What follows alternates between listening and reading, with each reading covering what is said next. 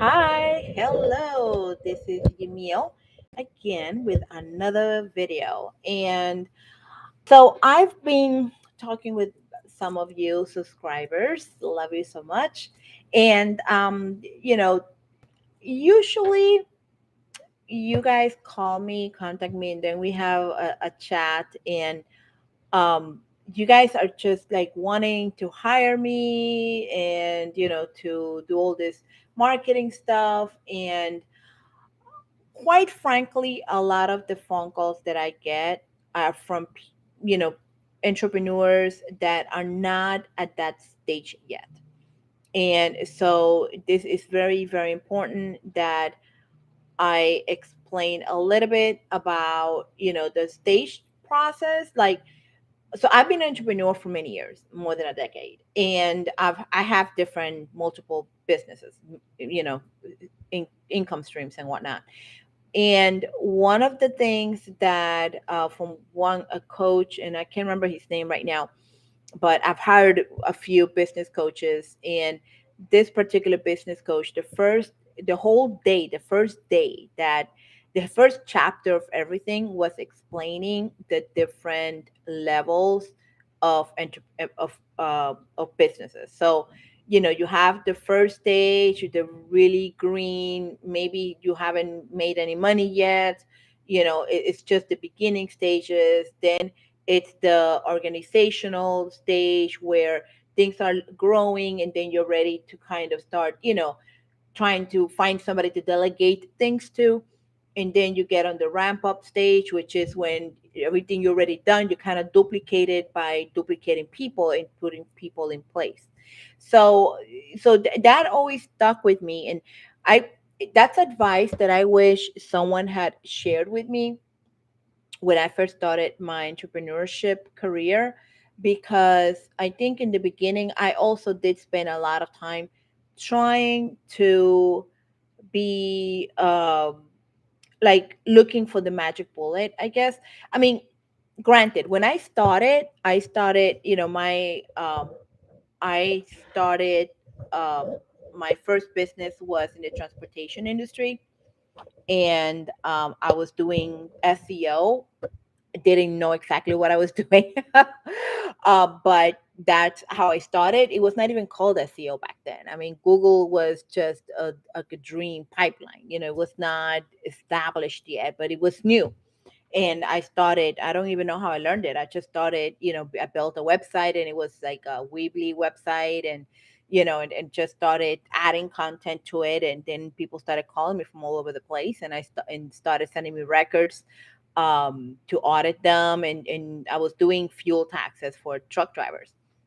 And so eventually I did get to hire somebody, but unfortunately I didn't know enough to give him better direction, and he got me in big trouble with another business that I had. It was a long story, but bottom line is that that's when I decided to study SEO the right way, and so that I could delegate. Eventually, I'm doing it now myself. I haven't paid a penny to an SEO person in God knows how long. And I have my own team. I have my own, strategy for SEO, and I'm actually teaching it on YouTube and whatnot. And so, it's a whole different thing. But my first phone calls or my first clients came from basically just picking up the phone and calling people. And I mean, actually it's so like underrated, the actual relationship building exercise of picking up the phone and calling somebody. And that's why I want to give you guys an easy to follow strategy. So if you're in that stage that you really cannot afford to hire someone like me or someone like whoever, that you can still grow your business yourself, at least until you can no longer sustain that and then able to hire somebody. So the number one strategy that I want to give you, and I have some exciting, so you need to watch this video until the end because I have something very exciting to share with you that I'm working on. But the number one thing is pick up the phone and call 10 people. Like, make a list. And this is something I learned from MLM, multi-level marketing. They actually, if you've ever been on MLM, let me tell you something. They do this, and for MLM, for most people in the MLM industry are very shy when it comes to talking about their business, because it's really not their business. They're really hawking somebody else's product. And it's just kind of embarrassing, the whole structure. Let's be honest, right? I don't know one person that says, yes, I'm in an MLM and I love life. And some people do, but it, I don't know if their bank account would always, because of how payments are structured. Anyway, I can do a whole video about MLM. Let me know if you want me to do that, what I think about them. But the one thing that they do very well is that they usually make you make a list of 100 people. And in the past, you would have to do that manually. Now you do it with an actual, um, you do the whole, um, now you just get your phone and you start going through it, and they tell you take a notepad and write it down, and they actually make you a lot of times, because obviously my money is tied up to your money if I'm your sponsor. So I do want you to like get on it right away. But um, there is nothing more painful.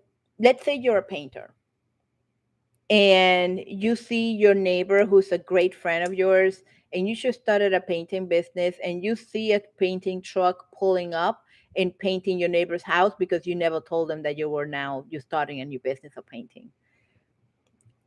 Do they need I say more? Okay, people, your friends, everybody need to know that you're starting this new venture, whatever that is. If it's MLM, if it's, I don't care what business it is, people need to know about it. So, and to me, the easiest thing is to pick up the phone. You don't know how many emails go unread. You don't know how many posts on Facebook. Facebook people are scrolling on LinkedIn. Nobody even doesn't even, that's a whole different thing. But LinkedIn, those are social media things. It's not personal. You need to contact them and say, hey, how you doing? I haven't talked to you in a long time. What's up? Well, no, I just thought of you because I started this XYZ building company, and I don't know if you ever need my service, or anyone that may perhaps is looking. And if they give you a lead, you need to have a notepad. And this is something like, look, I carry this with me. It's a very simple notepad. Okay, I actually sell these, but it's super simple. I keep them like this. Okay, and then you just write their name, what kind of project it is, phone number, email, whatever information you can get, and then you call that lead and you follow up with them. So that's very important. So once you go through that, you go through everybody on your phone. If you cannot call that person on your phone, then why the hell are they on your phone? Delete their name, delete their number. It doesn't matter. Even if it's a school teacher from, you just, hey, you never know. You need to let people know that you started this business, that and let me tell you something, do 10 a day. I don't want you to do more than that. And chances are that you're going to do more than that. Because once you get excited and you start talking about your business, you're going to call more. But my assignment is always keep it simple. Call 10 a day. If you can call 10 a day, it's you're golden. It's going to by the end of the week you'll have 50. By the end of the month you have 200. Right? You know what I'm saying? You get what I'm saying? Just do 10, see where it goes. If you still have time, if you still have energy, if you're feeling pumped, by all means do more. But if you do 10, you're getting a great start. You're getting a start that a lot of people didn't do. Okay, so that's step number one. Step number two, to me, once you go through your phones, your contacts, your mail, whatever it is, and you're done with the leads, and you the leads now are dry, nobody knows anybody or nobody needs your service, then the next thing is, if you're doing business to business, okay, or for example, I talked to someone that is, is a caterer of sweets. So I suggested that they contact, like, they go through apartments.com, print the list of apartment, phone numbers or whatever, and start calling apartments, and so find a niche. that you can either pull from Yelp or pull from Google or pull from directory, and pick that one niche and concentrate on that one niche, and keep, and until you turn every single stone of that niche, then you pick another niche. Okay. And let me tell you something, that brings focus to your process. That gives you focus to your list, because what happens a lot of times, and I'm guilty of this, I've gone through this, and this is the reason why I'm adamant about keeping it focused. Once you hit everybody, you have nobody that you haven't talked to in a while. Once you do that, and you go and you focus on one list, okay, just one industry or whatever it is, you will develop a certain, you will understand how they talk, how they communicate, what kind of things you're going to expect. Somebody may say, oh yeah, I am, we're getting ready for the holidays, so you already know that other people in the industry are going to be getting ready for the holidays. You see, you get my drift. So you're going to start picking up certain tidbits that you'll be able to say, oh, by the way, I was wondering if you're already getting ready for the holidays. Okay, so you'll be able to pick up some of that language, and you'll be able to push forward with that language. And also that gives you one of the things that I know I faced when I started is not knowing who to call, who to pick up. So when I used to sell prepaid legal memberships, Legal Shield, and my focus was trucking. Okay, I did the CDL. That's how I started with the company, CDL drivers. And but I focused on those companies that had the owner operators. So that was my focus, and I focused on certain, not the humongous trucking, JB Hunts and whatnot. I concentrated on the smaller companies that had maybe 10, 20 owner operators, because I knew that usually those people will come and pick up their check once a week. So I would ask them when would they pick up the check, and if they was okay, that I would hang out in the lobby and just talk to them, because of course, I mean, they knew what prepaid legal was, and they knew that value that it had for the truckers. So they would let me talk to them as they came to pick up their check on Friday. So so it's just one of those. So, but I focused. I knew. I understood my niche, and I went for that niche alone. Now, number three is the power of follow up. There's no point for you to be calling everybody, getting, they tell you, oh, yeah, give me your number, I'll call you back. I'll tell you what, why don't you tell me when it's so convenient for me to call you, and I'll be happy to call you. And if you want to give them your number, go ahead. But they will never call you back. It's up to you to take that initiative. It's up to you to get that sale. Okay, it's up to you to get that momentum going. So when they tell you, oh yeah, I am going to be looking in a couple of weeks, okay, come, I'll call you then. No, no, I tell you what, why don't you, are you looking at beginning of the week or end of the week? When is it better for you, in morning or afternoon? And then follow through. One of the things that I do is that I actually put it on my calendar to call. Somebody tells me, oh yeah, can you call me tomorrow at 3? Okay, I'll put it on my calendar, and I put it like an appointment, so that I remind myself that I'm going to call this person at 3 o'clock. And so, you create that follow up queue, because there's no point for you to be calling around and, knocking on doors if they tell you, yeah, that door is semi open, and you never go knocking it again. Can tell you how many times I have wanted to purchase something. They call me at the wrong moment, or at that moment I'm not ready. And then I tell them, you know what, call me next week, and they never call me.